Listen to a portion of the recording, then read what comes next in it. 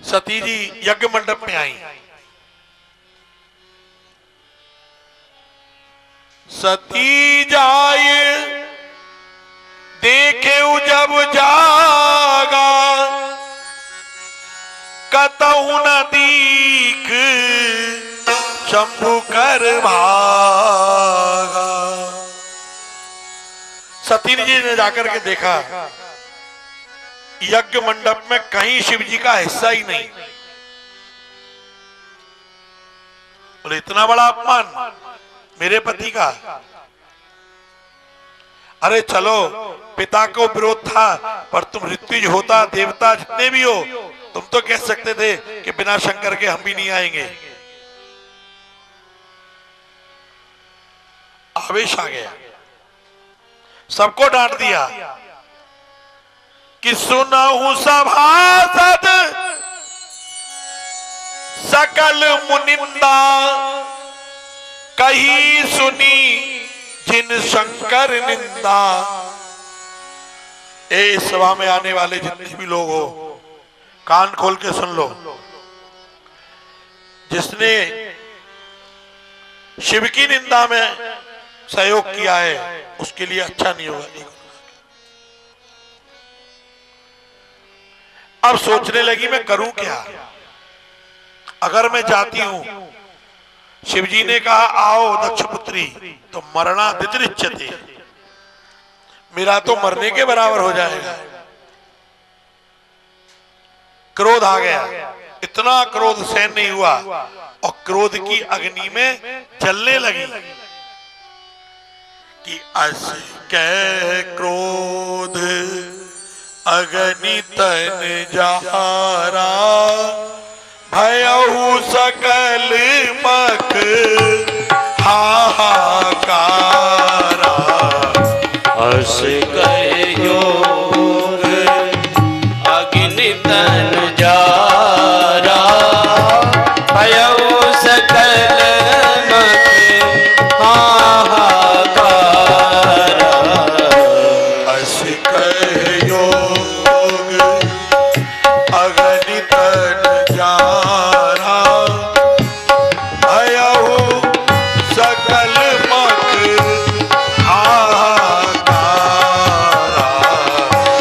अस कै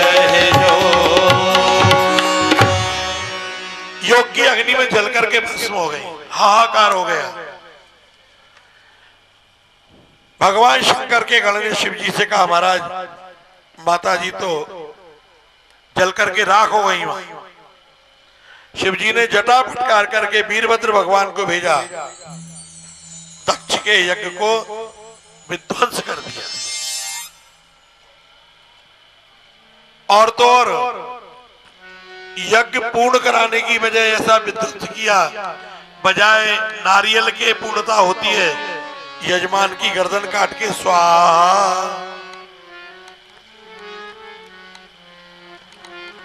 और जितने भी आए थे मंत्र बोलने वाले, भगवान शिव के गण भूत प्रेत वहां बिखर गए।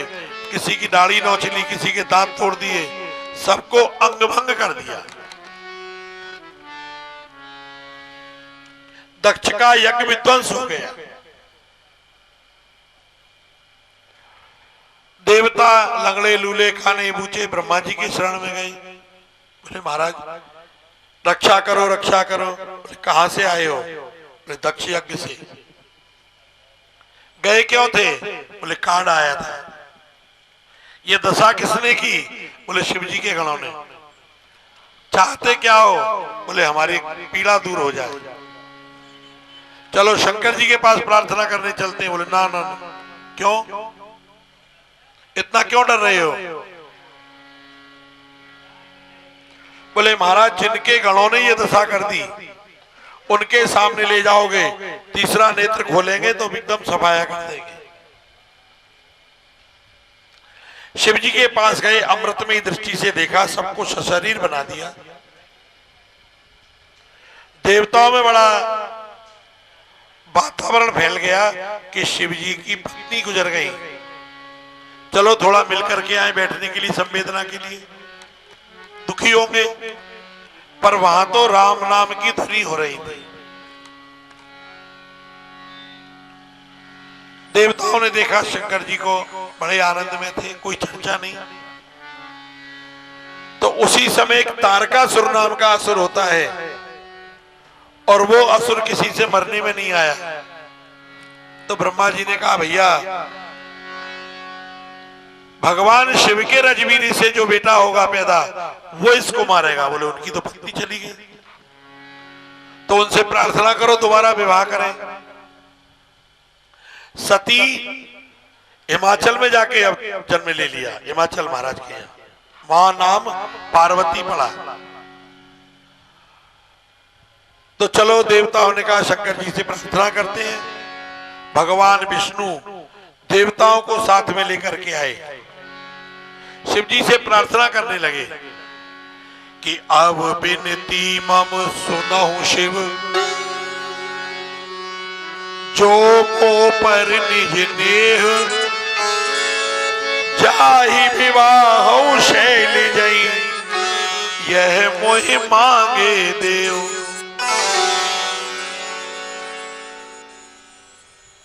ये दोहा बहुत अच्छा है, इसमें स्वामी और सेवक दोनों का भाव है। भगवान पधारे, शंकर जी ने चरण छुए। कैसे आना हुआ महाराज? बोले देवताओं का मानना है आप विवाह कर लीजिए। बोले दोबारा क्यों झंझट में फंसाते हो? और वैसे ठाकुर जी शंकर जी को स्वामी मानते हैं और शंकर भगवान विष्णु भगवान को स्वामी मानते हैं, तो इस दोहे में दोनों का ही भाव पूरक है। तो ठाकुर जी सेवक बन के आए, मांगने के लिए आए हैं शंकर जी के पास। तो कह रहे हैं अब विनती मम सुनो शिव, मैं हम आपसे प्रार्थना कर रहे हैं। बोले क्यों? बोले जो मुंह पर निज नेह, आपका मुझसे प्रेम है तो मेरी प्रार्थना को सुनिए। अरे अरे महाराज आप तो आज्ञा करिए, आप मेरे स्वामी हैं। अच्छा ऐसा मानते हो तो ऑर्डर मानो कि जाओ विवाह हो शैली नहीं।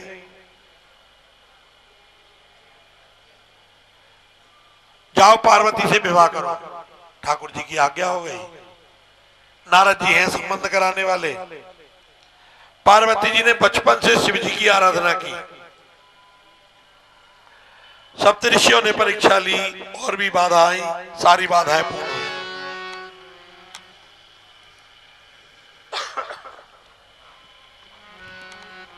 शिव जी के विवाह की तैयारी होने लगी। देवता लोग शंकर जी के पास आए, भोलानाथ अब आप दूल्हे बनने के लिए जा रहे हैं, आइए आप हल्दी और चंदन का उबटना करिए। नहीं करना, थोड़ी आवाज बढ़ा करें भाई। क्यों नहीं करना? बोले अभी अभी चिता की भस्म लगाई है, ऐसी रहो। मना कर दिया। आप दूल्हे बनने जा रहे हैं, जामा पजामा पहनो। बोले ना, बागंबर लपेट लिया। गहने पहन लो, बाजूबंद, कंगन वगैरह। बोले ना ना, सांपों को कह दिया है अपने अपनी जगह जाके बैठ जाएंगे, गहने से दिखाई देंगे। देवताओं ने कहा भोलानाथ दूल्हे बनने जा रहे हो, सेरा तो बांध लो सिर से। बोले ना ना, एक सांप को कह देंगे फन फैला के बैठ जाएगा, सेरा सा दिखाई देगा। कहना नहीं माना। अरे भाई सांप को देख करके कोई सेरा थोड़ी होता है, दूल्हे के तो सिर पे सेरा अच्छा लगता है। बोले ना ना, हमारे पे तो सांप ही अच्छा लगेगा। तो एक काम करो, क्या दूल्हे घोड़ा पर बैठते हैं, आप घोड़े पे बैठ जाओ। बोले ना, क्यों नहीं बैठते हो? बोले हमारा नंदीश्वर नाराज हो जाएगा। बोले महाराज आड़े दिन तो हमारे ऊपर चढ़ते थे, आज विवाह का समय आया घोड़े पे चले गए। ऐसा शिव जी ने क्यों किया? देवताओं का कहने क्यों नहीं माना? बातों में क्यों नहीं आए? इसलिए नहीं आए, शिव कल्याण है। जो दूसरों का कल्याण करता है वो दूसरों की बातों में नहीं आता है। जो जगत का कल्याण करने वाले शंकर हैं वो किसी की बातों में नहीं आते। बोले हम तो जैसे हैं वैसे ही रहेंगे। देवताओं को क्रोध आ गया और कहा कि बन अनुहार बराती नाही और हंसी करई हूं पर पुर जाई। बारात के योग्य दूल्हे नहीं है और पराए शहर में जाकर के हमारी हंसी बनेगी। सारे देवता चले गए। देवताओं ने कह दिया सुनो, बेडरे होए चलो सब निज निज सहित समाज, सब अलग हो जाओ, कोई मत चलो शंकर के साथ। देवता आगे निकल गए। शंकर जी बोले अच्छा हमको आंखें दिखाते हो, हमारे पास में कोई बारातियों की कमी है जो हम तुम्हारी ठोड़ी में हाथ डाले, हटे चिल्लाओ, गाड़ी खड़ी है चलिए, कोई आवश्यकता नहीं है। जो संगीनाद किया तू तू तू तू करके, अब राम जाने बाराती आकाश में से टपके या धरती में से निकले। निरे भूत प्रेत चुड़ैल डाकनी यक्ष कुष्मांड वैनायक प्रकट हो गए और उन बारातियों को देख करके बाजे वाले भागे। और कैसे बाराती हैं कि एक भी बाराती सपने में दिख जाए तो माचा छोड़ के बाहर आना पड़े घर में से, देखते बनता है। और बाजे वाले भागे, बोले कोई परवाह नहीं है। कोई माचे पे सो रहा था, उसका माचा तोड़ करके खाट का पावा निकाल लिया और अपने पेट पे मार रहे हैं, डम डम करके आवाज सुन रहे हैं, ढोल बजा रहे हैं और सहनाई की जगह बोले ऊपर की ओर फूंक करके रो रहे हैं कि नाचेगा वही गीत परम तरंगी भूत सब, ये बोल ही विधि विपरीत अति विचित्र कही जात को।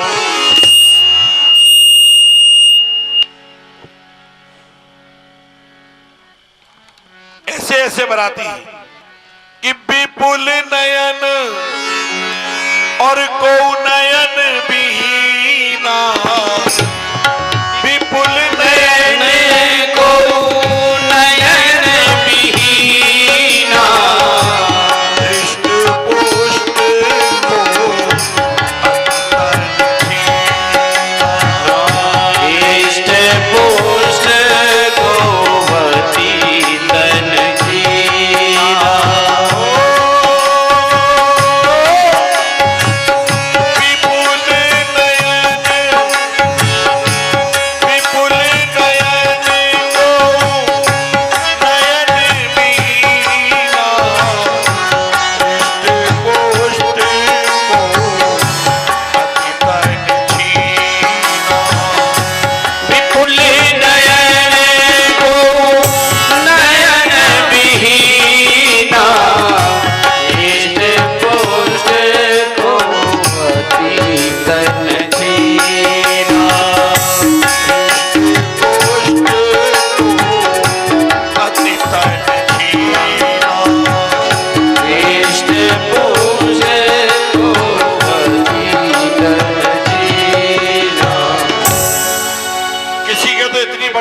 पेट पे लग रही, देखने के लिए ऐसे खोलता ढक लेता।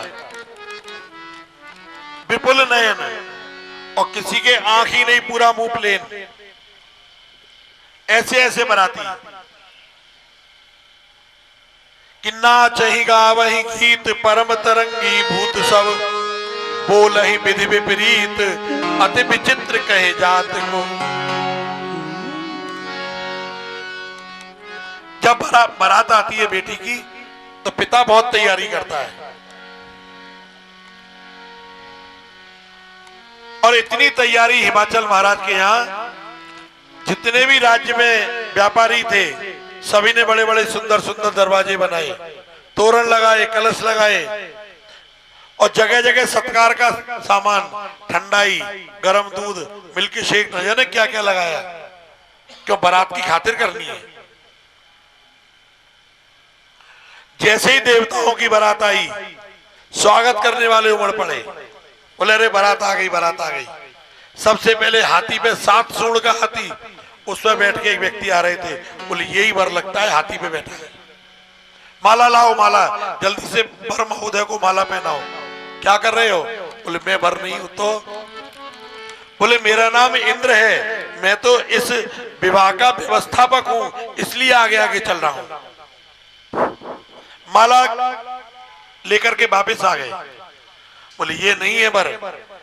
तुमने सुना नहीं, नारद जी ने कहा कि जोगी जटिल अकाम नगर मंगल वेश, वो बाबा जी है, पीले कपड़े पहनता है, बड़ी बड़ी दाढ़ी बाल होंगे उनके।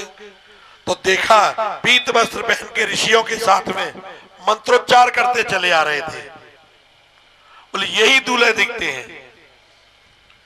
आइए आइए, आप वर हैं, लो माला पहनिए। ना ना, हम वर नहीं है तो। आप कौन है? बोले मैं बृहस्पति हूं, इस विवाह का पंडित हूं, ब्याह पढ़ाने के लिए आया हूं। ओहो। बोले जब व्यवस्थापक ऐसा, पंडित ऐसा, इतने सुंदर बराती, तो दूल्हे पता नहीं कितना सुंदर होगा। आशा जग गई और भीड़ लोग हुई दर्शन करने वालों की।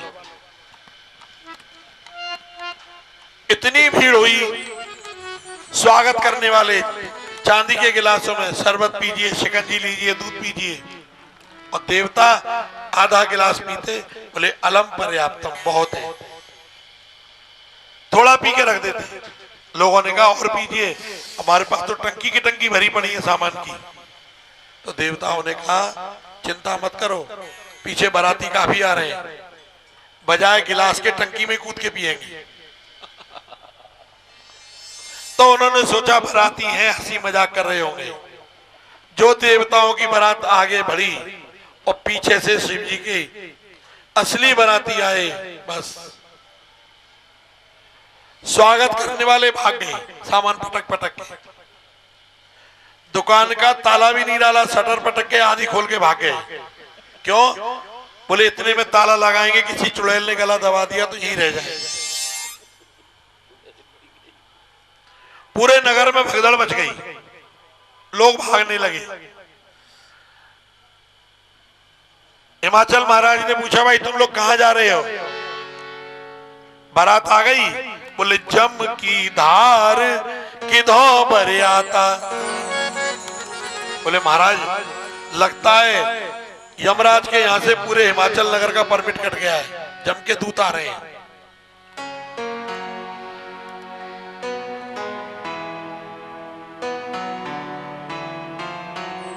क्या तुम मेरी लड़की की शादी में शरीक नहीं होगे? लोगों ने कहा महाराज क्षमा करना, लगता है तुम्हारी लड़की की शादी में 10 बीस शहीद ना हो जाए, शरीक की तो बहुत बड़ी बात है। कैसा है दूल्हे? देखा? बोले हाँ देखा। कैसा है? कि दूल्हे दिगंबर,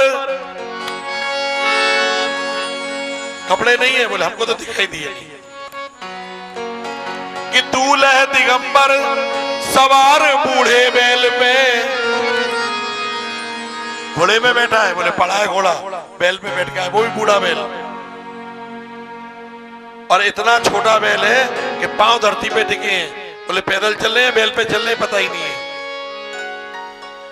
कि दूल्हे दिगंबर सवार बूढ़े बैल पे, अद्भुत सब ढंग को बखाने गति गात की। काहू कहीं धाये जाए, शहर समीप आए, सूख गए सुन के हकीकत बरात की। बोले चलो, दूल्हे 19 है तो थोड़ा दूल्हे के फ्रेंड सर्कल वाले अच्छे होते हैं, अच्छे लोग साथ में होते हैं, बात बन जाती है। बोले चलो दूल्हे 19 है, दूल्हे के फ्रेंड कैसे हैं? बोले फ्रेंडों को देख के एंड हुआ है, जब तो भगे वहां से। पूरे नगर में कर्फ्यू लग गया। भोलानाथ सीधे लड़की वाले के दरवाजे पे पहुंच गए, वहां जाके खड़े हो गए। लोगों ने तो अपने घर की लाइटें बंद कर ली, नगर में कर्फ्यू लग गया कि कहीं कोई भूत हमारा घर ना देख ले।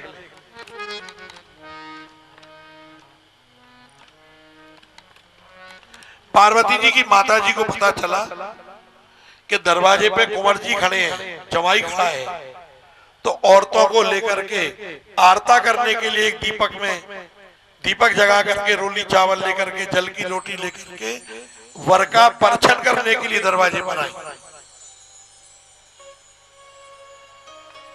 और वर का परछन करने लगी।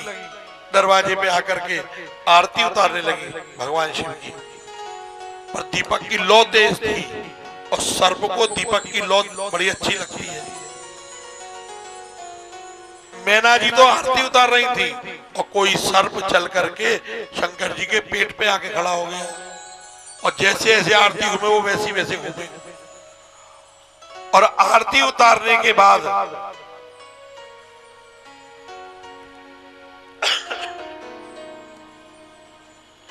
जैसे आरती की थाली रोकी वो जल का छींटा देने लगी और सर्प ने जोर से थाली में फुन देसी ना फुनकार मारी, थाली छूट गई। डर गई सभी औरतें, ये मेरी मैया बचाइयो भैया।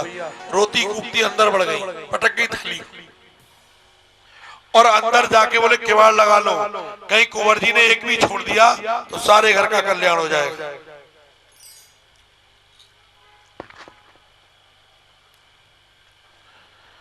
जो औरतें गीत गाती आई वो रोती कूदती अंदर बढ़ गई और पार्वती को गोदी में ले लिया। कहा बेटी तुम सहित गिरते गिरो पावक में जरो, पर जियत विवाह न हो करो। मैं तुमको लेके पहाड़ से गिर जाऊंगी, अग्नि में जल जाऊंगी, पर जीते जी विवाह नहीं करूंगा। क्यों? मां को बेटी से ज्यादा प्यार होता है। अब पार्वती जी की माता जी रोने लगी, किसके लिए? बोले जो संबंध कराता है उसको गालियां पड़ती है शादी में। और ये शादी किसने कराई है? नारद जी ने। पार्वती की माता जी कहने लगी कि नारद कर में काह बिगारा, ओ नारद कर में काह बिगारा, नारद कर में काह बिगारा, नारद कर में काह बिगारा।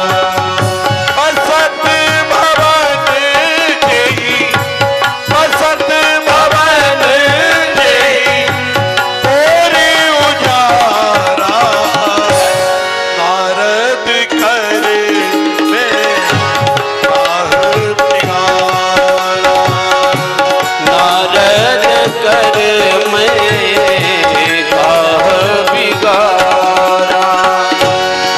बसते भवन जही, बसते भवन जही, मोरे उजारा, नारद कर में काह बिगारा।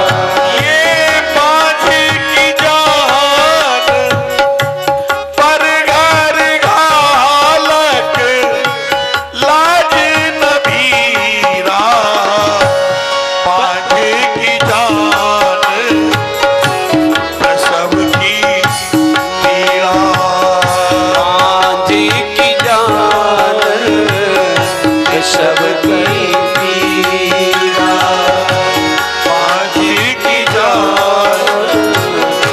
सब की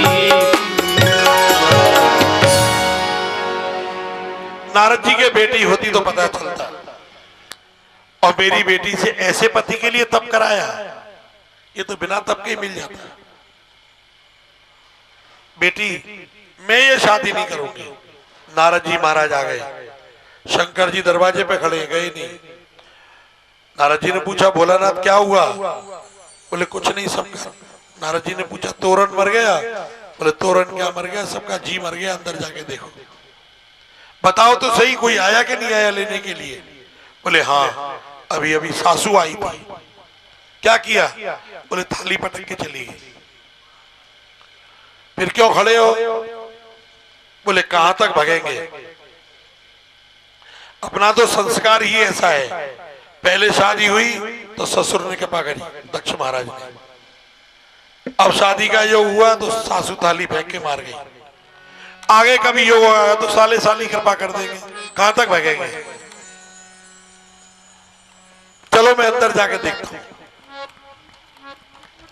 पार्वती की माता जी रो रही थी, नारद जी पहुंचे, मैना तुम्हारा भी क्या कहना, क्यों बहा रही हो नैना, किसके लिए रो रही हो? बोले नारद जी मैं तो तुमको ही रो रही हूं। मेरे लिए क्यों रो रही हो? बोले ऐसा वर बताया मेरी बेटी के लिए। बोले तुम्हारी गोदी में कौन है? बोले मेरी बेटी। बोले यही तो भ्रम है, इसको पहचानो, ये कौन है तुम्हारी गोदी में? कि मैं ना सत्य सुनाऊं मम बानी, जगदम्बा तब सुता भवानी। अजा अनादि शक्ति अविनाशिनी, सदा शंभु अर्धांग निवासिनी। ये तो भगवान शंकर की नित्य प्रिया है, तुम इनको पहचान ही नहीं हो। ये भवानी है, भव की पत्नी है। तब भी समझ में नहीं आए, पार्वती जी ने समझाया कि मां छोड़ो, कि तुम सन मिटाई की विधि के अंका, मात व्यर्थ जनु लेहु कलंका। सन मिटाई विधि के अंका, मात व्यर्थ जनी लेहु कलंका। तुम सन मिटाई की विधि के अंका, मात व्यर्थ जनी लेहु कलंका। तुम सन मिटाई विधि के अंका, मात व्यर्थ जनी लेहु कलंका।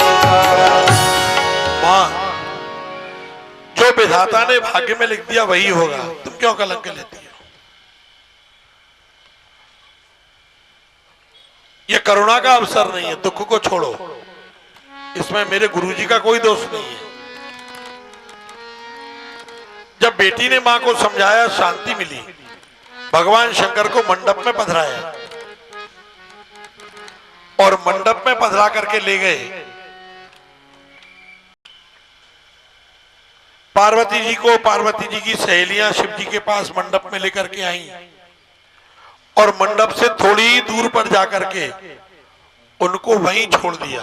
बोले जाओ, सामने जीजा जी बैठे हैं, पार्वती उनके बगल में जाके बैठ जाओ। बोले तुम नहीं चलोगी पास में? बोले ना ना। क्यों? बोले जीजा जी को देख के जी निकलता है। कोई डर के मारे पास में नहीं गई। और तो और जो पंडित जी विवाह पढ़ाने आए थे ना, ओहो, वो भी मंडप से इतनी दूर जाकर के बैठे, और दूर जाकर के बैठे वहीं से फूल फेंक रहे थे। मंगलम भगवान विष्णु, मंगलम गरुड़ध्वज, मंगलम पुंडरीकाक्ष, मंगलाय तनोहरि। पंडित जी भी पास में नहीं आए। कोई शिव के स्वरूप को देख करके पास में आने वाला नहीं। इधर से यजमान ने कहा, महाराज, पंडित जी ने कहा यजमान से, यजमान महोदय, कोई बहन बेटी को बुलाओ जो वर कन्या का ग्रंथि बंधन करे।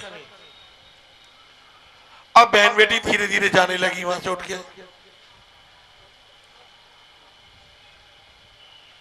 तो यजमान ने कहा, पंडित जी, हमारे यहाँ ऐसा कायदा है, सारा काम घर का जोशी करता है। अब पंडित जी जान गए कि मैं ग्रंथि बंधन करने गया तो मेरा ही घड़ा पीपल के नीचे सबसे पहले लटकेगा। पंडित जी डर के मारे नहीं गए और बोले, यजमान, ऐसा भी विधान है कि बिना ग्रंथि बंधन के भी फेरे पड़ सकते हैं। यजमान बोले, महाराज, जब प्राण संकट में हो ना, विधान तो क्या संविधान भी बदल जाते हैं।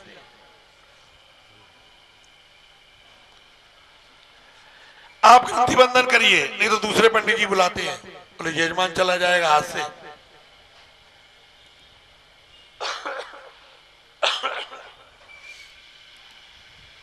अब वो डरते डरते पंडित जी पास में आए, पार्वती जी की चूंदड़ी हाथ में ली, शंकर जी से बोले भोलानाथ कोई दुपट्टा कपड़ा हो ग्रंथि बंधन के लिए दीजिए। अब शंकर जी कोई दुपट्टा ओढ़ के तो बैठे नहीं थे। विप्र मांगो बसन कन्या ग्रंथि बंधन को, ब्राह्मण ने कन्या ग्रंथि बंधन के लिए वस्त्र मांगा। तो शंकर जी ने क्या किया, बोले हंस के महेश भुजंग लटकायो है। शंकर जी ने सांप लटका दिया। पंडित जी ने कहा महाराज कपड़ा मांग रहा हूं, ये लफड़ा नहीं मांग रहा, क्या दे रहे हो तुम मुझे। शंकर जी बोले पंडित जी घबराइएगा नहीं, मैंने इसका मुंह पकड़ रखा है। पंडित जी ने देख लिया काटेगा तो नहीं, और चूंदड़ी में लेकर हल्का सा लपेट दिया। बोले लग जाए तो बहुत बढ़िया, खुल जाए तो और भी बढ़िया। ग्रंथि बंधन हो गया। और ग्रंथि बंधन के बाद ब्राह्मण ने नेग मांगना प्रारंभ किया। बोले ग्रंथि बंधन का नेग मिलना चाहिए। तो विप्र मांगे नेग कन्या ग्रंथि बंधन को। भोलानाथ ग्रंथि बंधन का नेग दीजिए। अब वो कोई थैली लेके तो बैठे नहीं थे शंकर जी, तो कोई कोथड़ी लेके बैठे हो पैसे की। तो क्या किया, ब्राह्मण ऐसे हाथ करके खड़ा था, कंधे पे कोई पहाड़ी काला बिच्छू चल रहा था। शंकर जी ने पकड़ के पंडित जी के हाथ में बोले पीछे मरवाओगे क्या महाराज। हंस के महेश एक बिच्छू टपकायो है। पंडित जी घबरा गए। नेग जोग मांगनो तो भूल गए पाने जू, और पाए पड़ मोए बकसायो है।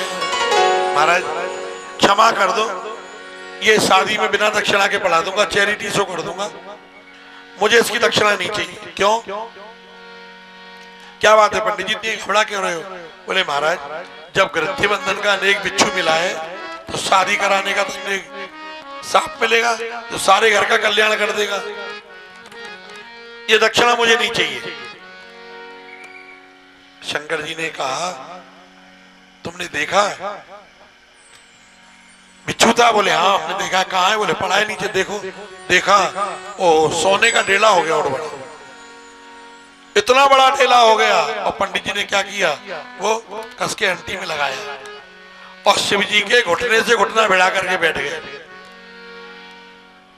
क्यों, बोले ये तो देखने में ही भयंकर है, बाकी नाम शिव शंकर है।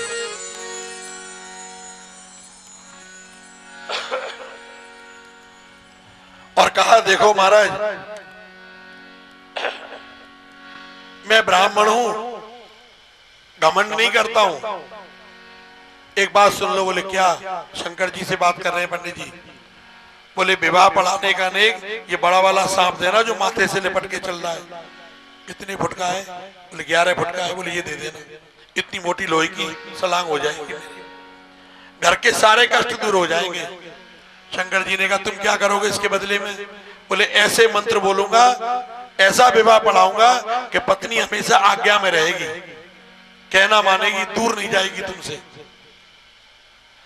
देख लो पार्वती कहीं भी देखो शिव जी के आगे हाथ जोड़े खड़ी रहती है, और हम उल्टा हो गया। क्यों, समय है, शक्ति है, शक्ति है, नारी शक्ति, हम भी मानते हैं नारी शक्ति है। तो पुरुष क्या है। बोले सहन शक्ति। और क्या।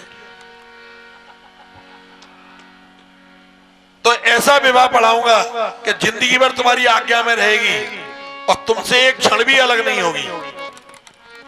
पहली तो अच्छा हुआ महाराज जो मैके में जाके जली, और कहीं तुम्हारे यहां जल जाती तो सीधे अंदर जाते।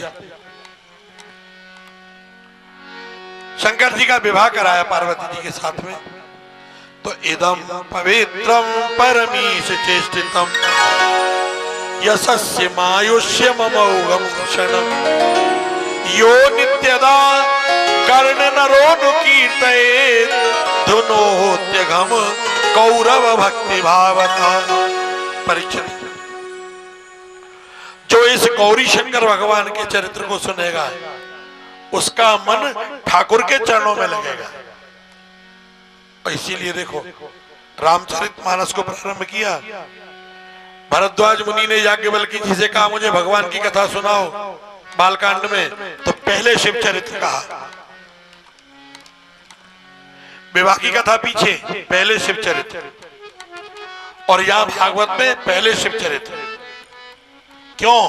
बोले इसलिए जब तक शिव के चरित्र को नहीं समझोगे तब तक भगवत चरित्र समझने में नहीं। ये शिव जी का विवाह क्या है? बोले श्रद्धा और विश्वास का संबंध है। श्रद्धा विश्वास की संपत्ति है और साधन बोले इसका हरि भक्ति है। दोनों को मिलाकर तुलना कर ईश्वर सत्ता ही प्रधान रही।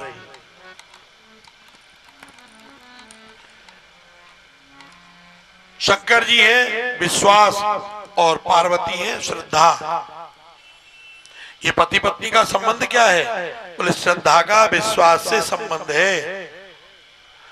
शादी से पहले नहीं जानते कैसा स्वभाव है, क्या है क्या नहीं है, और वेद मंत्रों से वैदिक रीति से विवाह हो गया तो इतना विश्वास कि जो भी कमा के लाते सीधा हाथ में रखते हैं।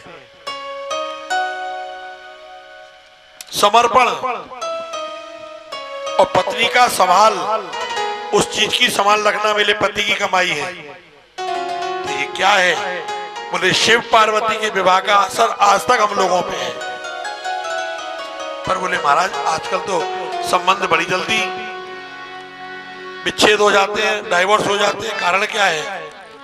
बोले एक ही कारण है, विवाह शादियों में सब चीज के लिए समय है, सबके लिए समय है, फेरों के लिए समय नहीं है। और तो और फेरे पे बैठेंगे तो क्या होगा? देवता नीचे, पंडित जी नीचे, और बींद बींदनी कुर्सी पे जूते पहन कर। और फिर घर के कहते हैं जल्दी करो पंडित जी फटाफट, देर मत करो, क्यों टाइम घुमा रहे हो? अरे राम राम, जिस विवाह के पीछे इतनी तैयारी करोड़ों रुपया खर्च हो रहा है उसको फटाफट करो। अरे नाचने में फटाफट करो, खाने में फटाफट करो, जो फंक्शन करते हैं उनको जल्दी जल्दी करो ना। ना वो तो आराम से चलेंगे, अभी क्या है 12 ही तो बजे और 1 घंटा, बार बार थोड़ी ऐसे समय आता है। तो वो समय बार बार नहीं आता है नाचने का, गाने का, खाने का। बोले फेरों का समय तो दोबारा भी आ जाएगा, इससे छूटेंगे कि दूसरी कर दे, वो समय तो दोबारा भी आ जाएगा। ज्यादा करेंगे तो कोर्ट में जाके साइन कर लेंगे, हाथ मिला लेंगे।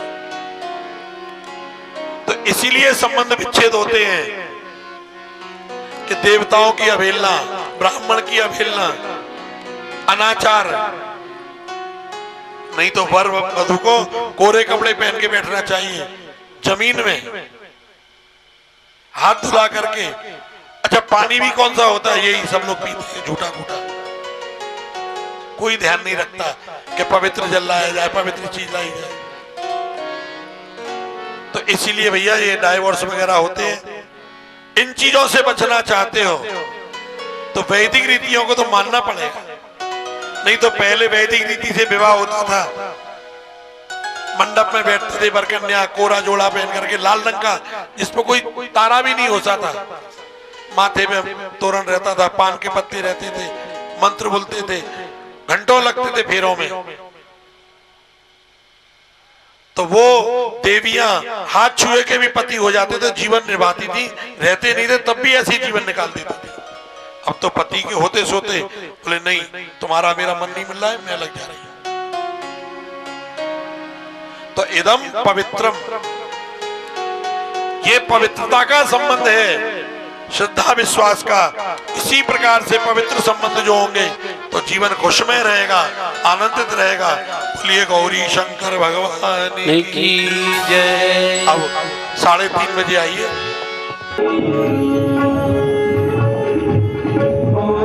बिहारी मेरे अंतर्यामी।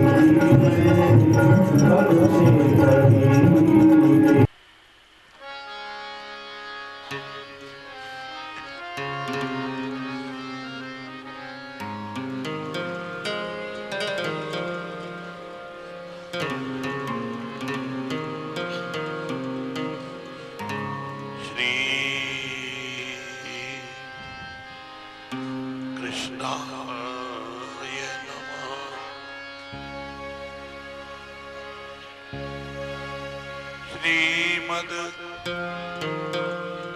गोपीजन वल्लभाय नमः।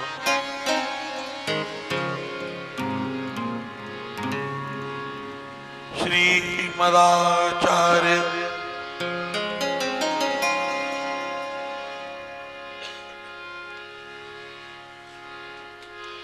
चरण कमलेभ्यो नमः।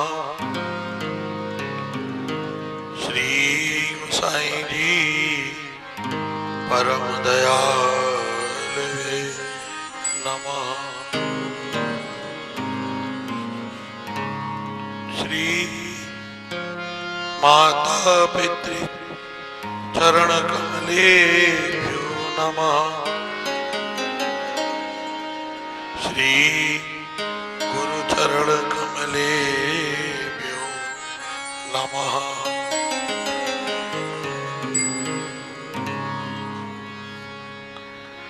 श्री पुरुषोत्तम समारंभा विष्णु स्वामी सुमध्यमा अस्मदाचार्य पर्यंता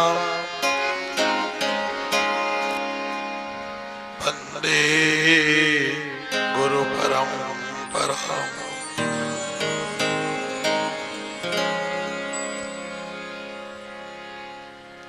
अचतुर्वदनो ब्रह्मा द्विबाहु रपरो हरि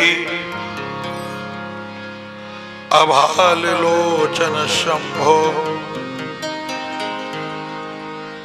भगवान वादरायण।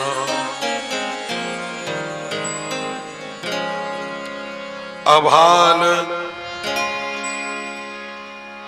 लोचन शंभो भगवान वादरायण।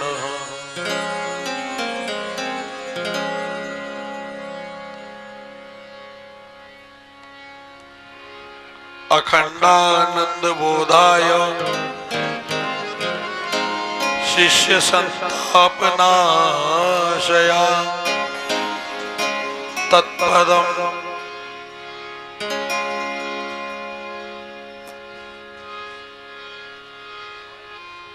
दर्शितं येन तस्मै श्री गुरवे नमः।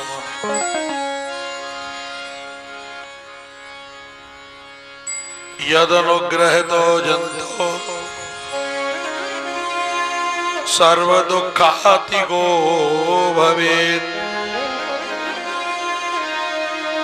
तमहं सर्वदा वन्दे श्रीमद्वल्लभ नन्दनम्।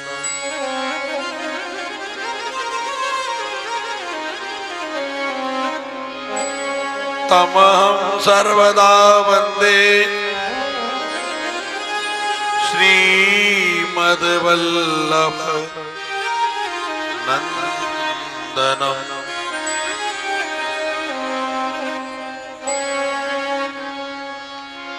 कृष्ण त्वदीय पद पंकज पंजिरान्ते अद्यैव मे विशतु मानस राजहंस। प्राण प्रयाण समय कफुपात पित्तई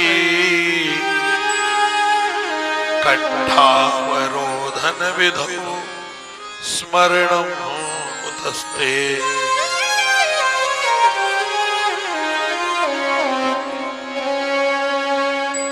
कंठावरोधन विधौ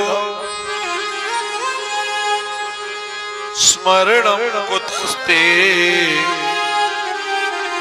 कंठावरोधन विधौ स्मरणं कुतस्ते।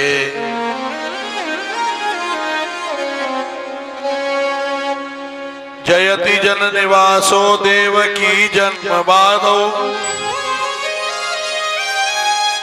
यदुवर पर सस्त्यै दोर्विदस्यन्य धर्मम् स्थिर चिर ब्रज नघनम सुस्मित श्री मुखेन ब्रजपुर वनिता नाम वर्धयन कामदेव।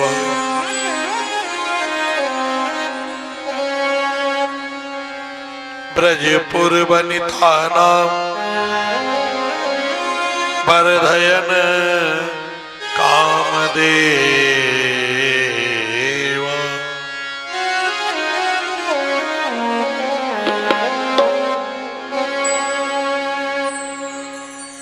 श्री गोवर्धन नाथ पाद युगलम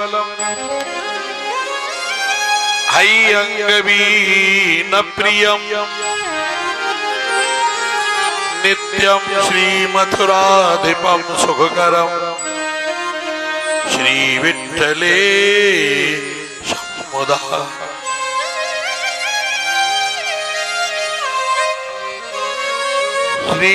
श्रीमद्पार्वतीश गोकुलपति श्री गोकुलेन्दुम विभुम श्रीमन मन मथ मोहनम नटवरम श्री बालकृष्णम भजे।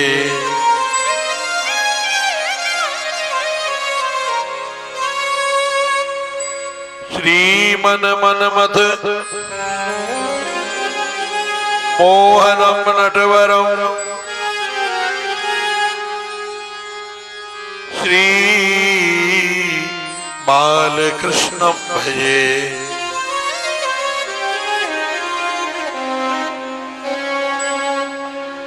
यम प्रव्रजन्तम अनुपेतमपेत कृत्यम द्वैपायनो विरह कातर आजुहाव। पुत्रेति तन्मयतया तरवो विनेदुस् तम सर्वभूत हृदयं मुनिमानतोऽस्मि।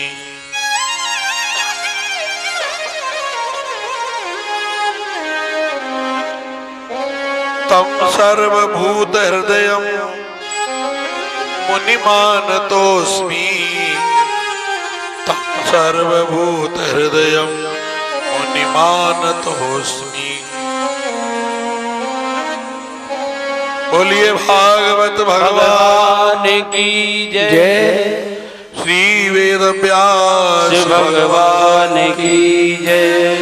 श्री सुखदेव भगवान की जय। श्री गिरिराज धरण की जय। श्री यमुने महारानी की जय। श्री वल्लभाधीश की जय। अपने अपने माता पिता की जय। अपने अपने सदगुरुदेव भगवान की जय। प्रातःकाल शिव के चरित्र को सुना। भगवान शंकर के विवाह को।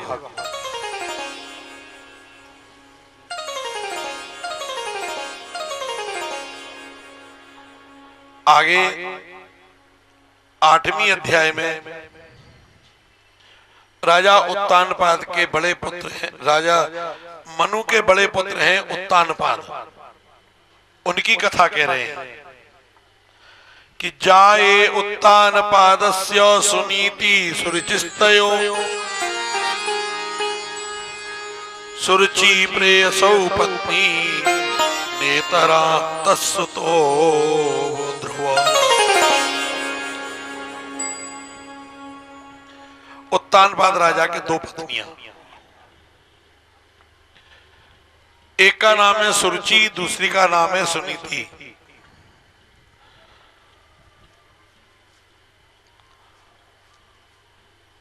पहली पत्नी है बड़ी, उनका नाम है सुनीति। और जब संतान ना होने के कारण दूसरा विवाह किया गया,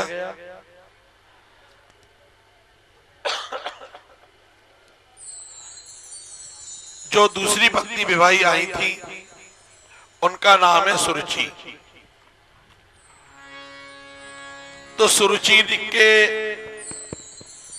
आने पर सुनीति रानी घर छोड़ के बाहर चली है, और होता भी यही है।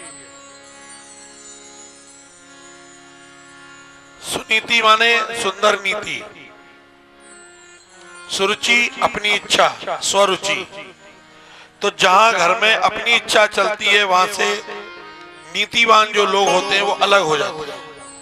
बोले क्यों अलग हुए? बोले भाई वहां अपनी अपनी चलने लगी, हम वहां से अलग हट गए।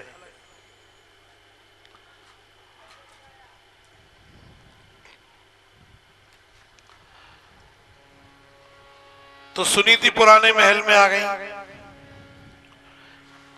एक दिन राजा शिकार खेलने गए, पुराने महल में रुके, और जब लौट करके आए तो सुरुचि ने काफी राजा से कहा सुनी करी, क्यों गए थे उस रानी के यहाँ, क्यों रहे थे, आज के बाद खेलने नहीं जाओगे, शिकार पे नहीं जाओगे।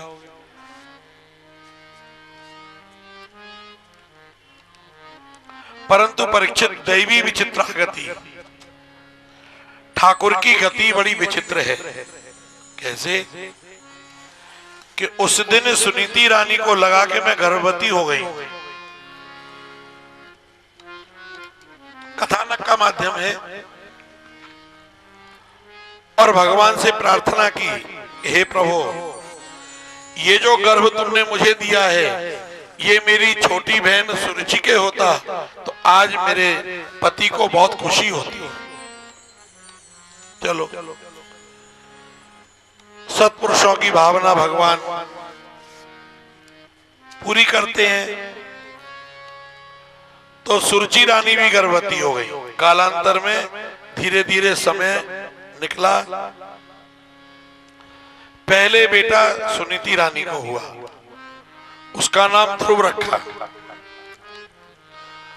सुरुचि के जो पुत्र हुआ उसका नाम उत्तम रखा।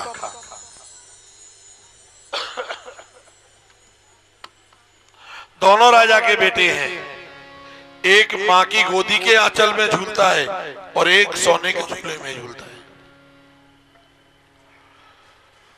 समय निकलता गया। ध्रुवलाल 5 वर्ष के हो गए तो कोई बच्चा खिलौना लाया, खेल रहे थे बच्चों के साथ में। ध्रुव जी ने कहा भैया ये खिलौना हमको दे दो। बोले तुमको नहीं दे सकते। क्यों? बोले ये तो हमारे पिताजी लेकर के आए हैं, खिलौना हमको हमारे पिता ने दिया है। आहा, पिता शब्द ध्रुव जी ने आज पहली बार सुना कान में। लोगों से पूछा भैया ये पिताजी किसे कहते हैं, क्या है पिताजी? माँ के पास आए, माँ से कहा माँ सब बच्चे कहते हैं हमारे भी पिता हैं, हमारे भी पिता हैं, क्या हमारे पिताजी नहीं है?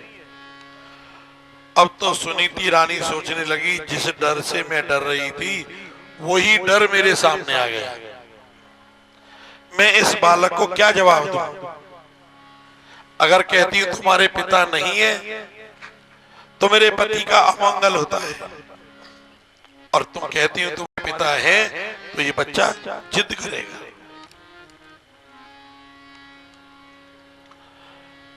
बहुत जिद की, माँ से पूछा माँ मेरे पिताजी कहाँ हैं, पिताजी कहाँ हैं? माँ को आवेश आ गया, डांट दिया। ध्रुव जी रोने लगे। ध्रुव जी की रुलाई सुनकर के पड़ोसन आ गई। पड़ोसन ने कहा राजमाता जी ये राजकुमार रो क्यों रहे हैं? बोले कुछ नहीं, बच्चा है जिद कर रहा है। क्या चाहिए राजकुमार?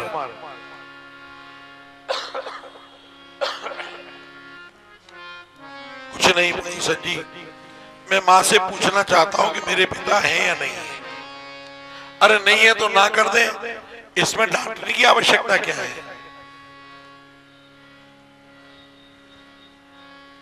पड़ोसन ने कहा, राजकुमार आपके पिता इस नगर के राजा हैं, हम आपकी रैयत हैं। कहाँ रहते हैं मेरे पिता? बोले वो जो दूर महल दिखाई दे रहे हैं वो तुम्हारे पिताजी के हैं। बस मन में ठान ली कि सुबह होते ही पिता की गोदी में जाकर के बैठना है। माँ मुझे निला दो, मैं खेलने जा रहा हूं। माँ से नहीं कहा पिता की गोदी में जा रहा हूं।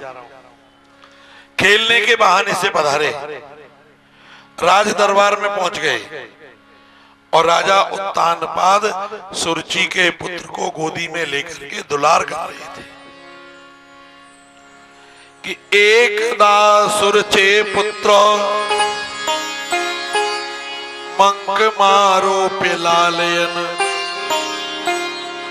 उत्तमम नारुक्षन्तम ध्रुवम राज्याभिनंदत।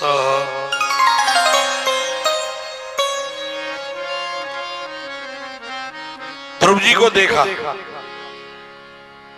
राजा सोचने लगे ये बालक मेरा बचपन दिखाई दे रहा है, मेरा सा शरीर, मेरे से बाल, मेरी सी रहनी, मेरी सी चितवन। ध्रुव जी की ओर देखते देखते राजा ने क्या किया, सुरुचि के पुत्र को गोदी से नीचे उतार दिया। सुरुचि रानी ने दासी से पूछा कि दासी ये बालक कौन है जिसको देख करके महाराज ने मेरे बेटे को नीचे गोदी से रख उतार दिया? दासी ने कहा, राजमाता ये महाराज की पूर्व पत्नी सुनीति का बेटा ध्रुव है। अच्छा, इतनी हिम्मत, यहां आ गया ये? मैंने इसकी मां को घर से बाहर निकाला। सुरुचि रानी दरबार में आके खड़ी हो गई। यही सुरुचि बना है। पहले देवियां दरबार में नहीं आती थी, घर के हेली के बाहर बैठक होती थी ना, वहां स्त्रियां नहीं आती थी देश में, क्यों? वहां जेंट्स लोग बैठते थे। और अब सुरुचि हो गई, सामने आके खड़ी हो जाते हैं। तो सुरुचि रानी ने भी ऐसा ही किया और कहा, ए बालक तुम यहां किस लिए आए हो? ध्रुव जी ने कहा, मां मैं पिता की गोदी में बैठना चाहता हूं।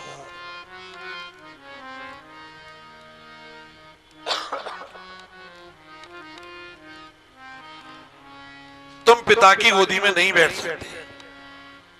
कि नवत्स नपते धृष्ण्यम भवानारोड़ु मरहति न गृहीतो मया यस्त्वं कुक्षावपि न पात्मज। हे बालक, तुमने मेरे पेट से जन्म नहीं लिया, इसलिए तुम पिता की गोदी में नहीं बैठ सकते। ध्रुव जी ने कहा, मां मेरे से कोई अपराध हुआ हो तो मैं क्षमा मांग लूं, मेरी मां ने कोई गलती हो तो उसकी तरफ से भी मैं क्षमा मांग सकता हूं, पर मुझे पिता की गोदी में बैठने से मत रोको। बोले ना ना, बालोसी बदनात्मानम अन्य स्त्री गर्भ संप्रतम। तुमने एक अन्य स्त्री के गर्भ से जन्म लिया है, ठीक है, नहीं मानती हो, पर कोई उपाय है बता दो जिससे मुझे पिता की गोदी मिल जाए, मैं वही करने को तैयार हूं। तो सुरुचि रानी ने कहा, देखो बालक, कि तपसाराध्य पुरुषम तस्यैव अनुग्रहेण में गर्भे त्वं साधयात्मानं यदीच्छसे न पासनम्।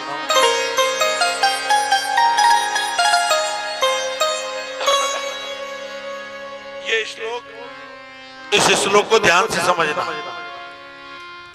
सुरुचि कह रही है, बोले तपसा राध्य पुरुषम, बेटा बेटा नहीं कहा, तू उस परम पुरुष की आराधना कर, तपस्या कर। तपस्या करे ध्रुव, बोले तस्यैव अनुग्रहेण मे, तपस्या तू करेगा और अनुग्रह भगवान मुझ पे करेंगे। क्यों करेंगे? बोले इसलिए करेंगे, तू तो गर्भ की साधना करना, मेरे गर्भ में आना, और मेरे गर्भ में आना और मेरे पेट से जन्म लोगे तब तुमको पिता की गोदी मिलेगी। मेरे गर्भ के बिना पिता की गोदी नहीं मिलेगी। अहंकार है ना अपना।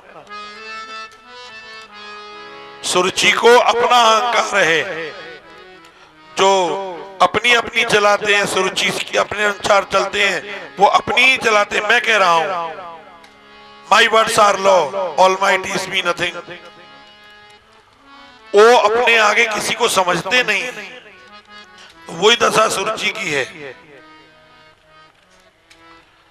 कि भगवान कृपा करेंगे मुझ पर, क्यों मेरे ऊपर कि तुम मेरे पेट से आओगे, फिर तुम जन्म लोगे, तब राजा की गद्दी पर बैठोगे। तो ठाकुर की लीला को कोई जान नहीं सकता। मना कर दिया, ध्रुव जी लौट गए। और जब ध्रुव जी वापस चले गए,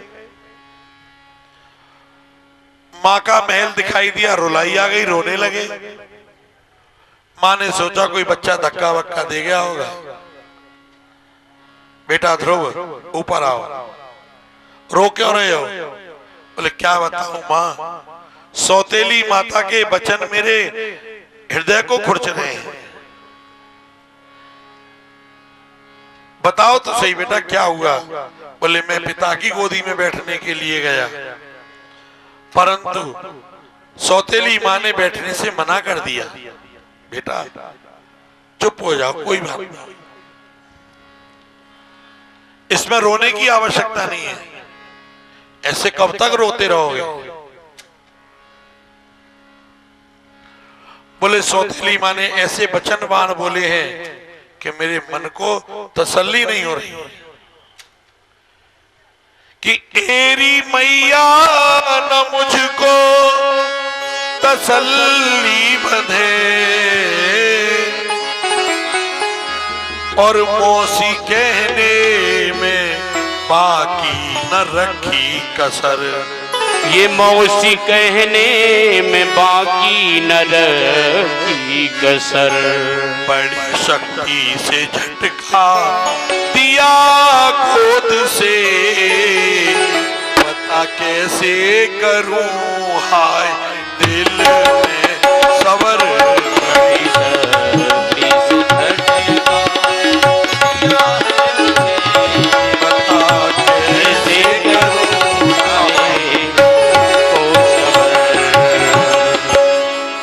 इतनी जोर से झटका दिया, मां मुझे सहन नहीं हुआ।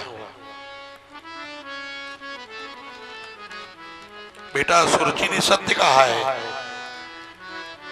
कि सत्यम सुरुच्या विहितम भवान में यद दुर्भगाया उदरे गृहीत। ना तुम मेरे जैसी अभाग्नि के पेट से जन्म लेते, ना तुमको ये दिन देखना पड़ता। चुप हो जाओ। मां कैसे करूं, बहुत मन को समझा रहा हूं, पर मन में धैर्य नहीं आ रहा है। मन करता है कि जीवन समाप्त कर लूं, कि ऐसे जीने से मरना हो, ऐसे जीने से मरना है बेहतर मेरा।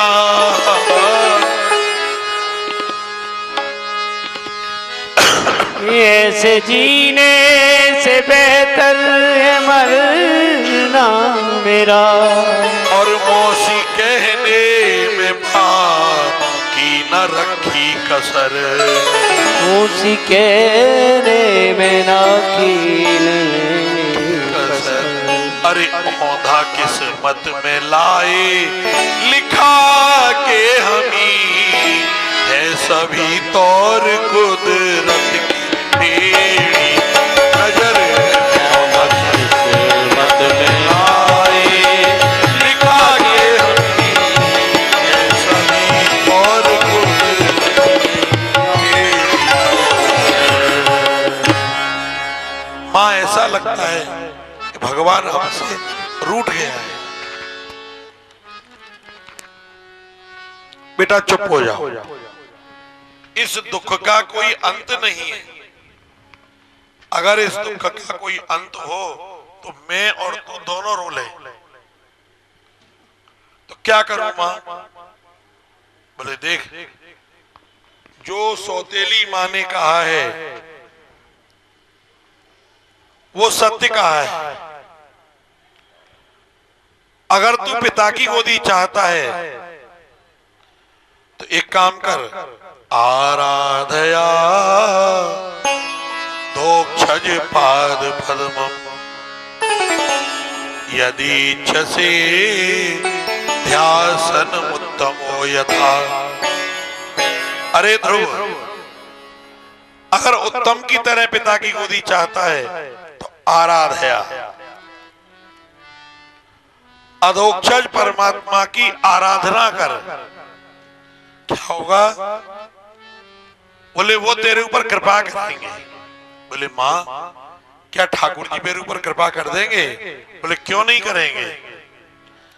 देख कि यथा मनुरवो भगवान पिता महो, तेरे जो बाबा है ना स्वयंभू मनु,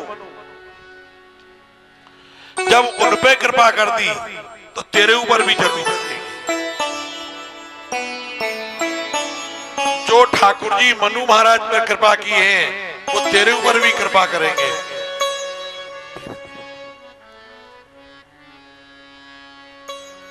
तो विश्वास है बेटा, भगवान का नाम है भक्त वत्सल। ठाकुर जी को भक्त वत्सल कहते हैं। कैसे?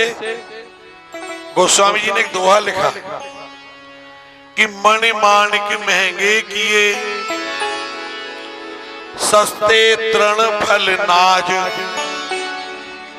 तुलसी याही ते लखें, राम गरीब निवाज।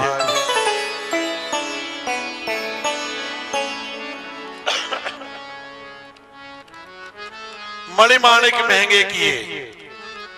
भगवान ने महंगा क्या बनाया? हीरा मोती चुन्नी लालरी जितने भी रत्न हैं सब महंगे बनाए।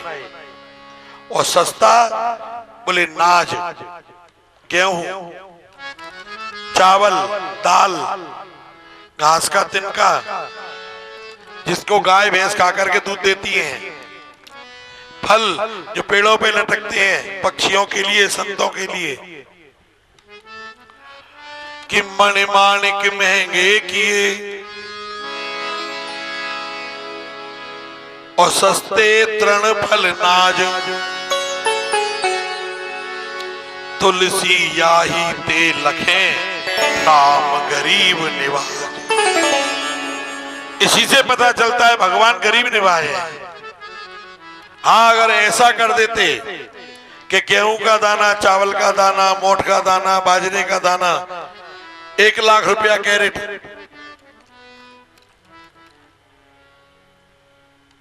और एक एक नग की कीमत की बराबर, बोले एक गेहूं का दाना 1000 रुपए का, 2 दाने 2000 रुपए के, तो कोई खाता? हीरा मोती कोई नहीं खाता। तो इसीलिए ठाकुर जी ने अनाज सस्ता बनाया, दूध सस्ता बनाया, घास खा करके पशु दूध देते हैं। कि मणि माणिक महंगे किए, सस्ते तृण फल नाज, तुलसी याही ते लखें।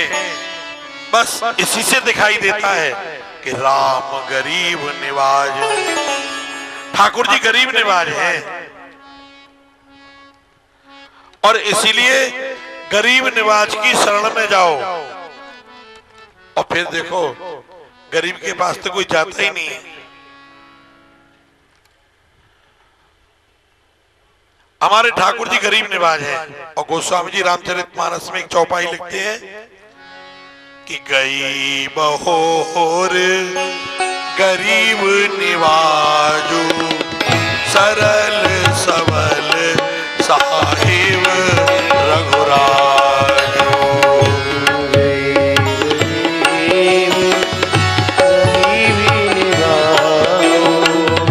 सरल साहिब रघुराजू। गई बहोर गरीब निवाजू सरल सबल साहिब रघुराजू। गई बहोरे गरीब निवाजो सरल सबल साहिब रघुराजो। ये सरल सबल साहिब रघुराजू। ओ सरल सबल साहिब रघुराजो। कई बहोर गरीब निवाज, उन गरीब निवाज की शरण में जाओ। कैसे हैं ठाकुर जी? बोले सरल, इतने सरल हैं, बोले सब अपराध बिसारे हैं, तेरे सारे अपराध दूर करके तुझे अपनी शरण में रख लेंगे। इतनी तो ठाकुर जी में सरलता है। और सरलता के साथ साथ बोले सबल भी हैं। कोई तुझे कष्ट देगा तो उससे तुझे बचाएंगे। सुग्रीव को बचाया बाली से, प्रहलाद को हिरण्यकश्यप से बचाया।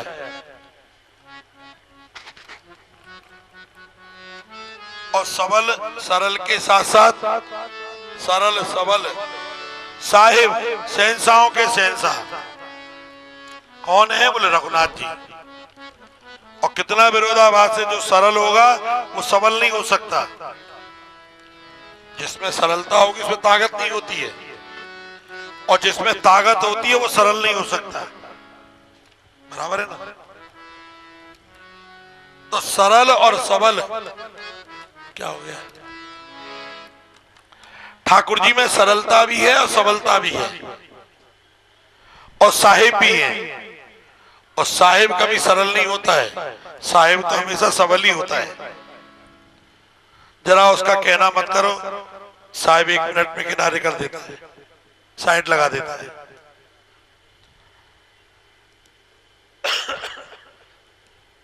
तो ठाकुर जी सरल हैं, सबल हैं, साहिब है रघुनाथ जी। तो बेटा कि यथा मनुर्वो भगवान पितामहो, तेरे बाबा को भगवान ने दर्शन दिया तो तुझे भी दर्शन देंगे। चलो ठीक है मां। ध्रुव जी के हृदय का भाव पुष्ट हो गया कि सौतेली मां ने कहा तप कर, सगी मां ने भी कह दिया आराधया धोक्षज पाद पद्मम। ध्रुव जी मां के चरण छू के घर छोड़ के जा रहे हैं। रास्ते में नारद जी मिले। कहां जा रहा है ध्रुव? बोले भजन करने। अरे तू 5 वर्ष का बालक, ये उम्र तेरी मान सम्मान की है, छोड़ घर जा। जिन खिलौनों से तू खेलता था वो खिलौने तेरा इंतजार कर रहे हैं। नहीं नारद जी, मुझे तो भगवान से मिलना है। पागल, भगवान से मिलना कोई सरल है? अरे जंगल में जाएगा, कोई शेर खा जाएगा, चीता चबा जाएगा, सांप सूख जाएगा, क्या भगवान को मिलेगा? नारद जी मैंने सुना है कि जीव जिस भाव को लेकर के शरीर छोड़ता है वो उसी को मिलता है। तो भगवान से मिलने की इच्छा होगी मेरी, और मैं कहीं भी कोई भी जीव मुझे खा जाएगा तो मैं भगवान को ही मिलूंगा, कि अंते मति सा गति। नारद जी जान गए इसका नाम ही ध्रुव नहीं है, इसका तो संकल्प भी ध्रुव है। आशीर्वाद दे दिया, मिलेंगे राम मिलेंगे राम, मिलेंगे राम, मिलेंगे राम, मिलेंगे राम, मिलेंगे राम, मिलेंगे राम, मिलेंगे राम। करो विश्वास तजो मत काम, करो विश्वास तजो मत काम, करो विश्वास तजो मत काम, करो विश्वास तजो मत काम। मिलेंगे राम, मिलेंगे राम, मिलेंगे राम, मिलेंगे राम, मिलेंगे राम, मिलेंगे राम, मिलेंगे राम, मिलेंगे राम। ध्रुव जी ने कहा नारद जी कहाँ मिलेंगे, उनका एड्रेस बता दो। तो एड्रेस बता दिया। कहाँ कि तत्तात गच्छ भद्रम ते यमुनायां तटस्सुचि पुण्यम मधुरवनम यत्र सानिध्यम नित्यदा है। ध्रुव तुम मधुवन में चले जाओ, भगवान का नित्य सानिध्य है, वहां तुमको ठाकुर जी मिल जाएंगे। ठीक है महाराज, मैं मधुवन जाता हूं। चला गया, ठाकुर जी आए तो पहचानूंगा कैसे? उनके स्वरूप के बारे में बतला दो। तो नारद जी ने कहा देख ध्रुव, श्रीवत्सांकम घनश्यामम पीत कौशेयवाससम। ध्रुव पीतांबर पहने हुए चतुर्भुज नारायण के रूप में तुझे दर्शन देंगे।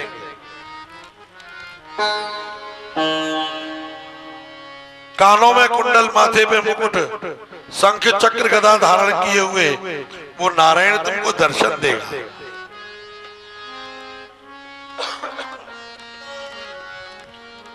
नारद जी ने रूप दे दिया। पहले तो धाम बताया, धाम में चले जाओ मधुवन।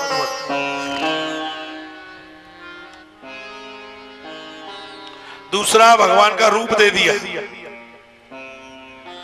अब पूछ रहा है महाराज बुलाऊंगा कैसे, नहीं आए तो? ये जिज्ञासा है ठाकुर को पाने की। कौन से मंत्र का जाप करूं,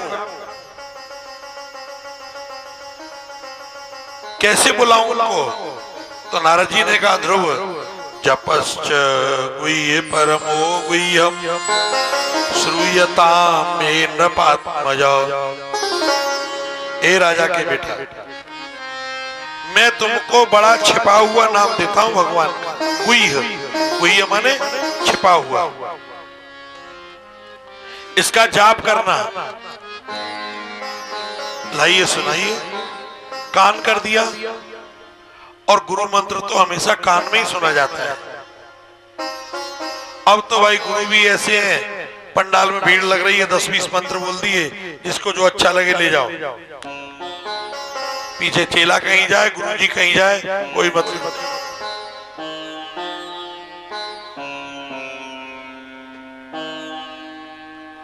नाम सुना है, कौन सा? बोले ओम नमो भगवते वासुदेवाय।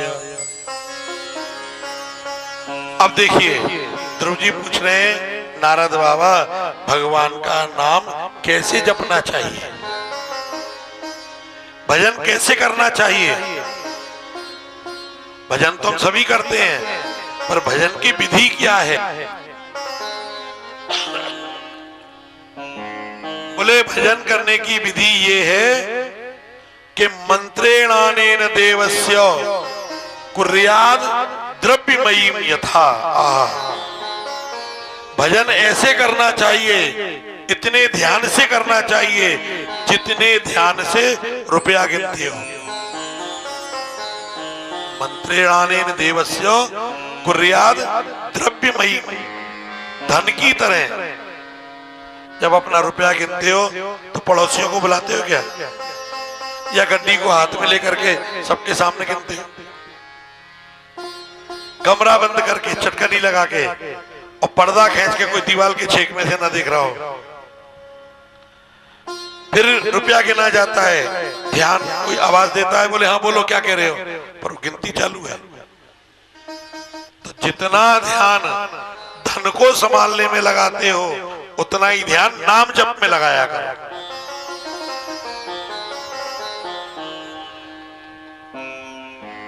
माला चलती रहती है, बातें करते रहते हैं, चल रहा है चलो खेल, इतना भी बहुत है।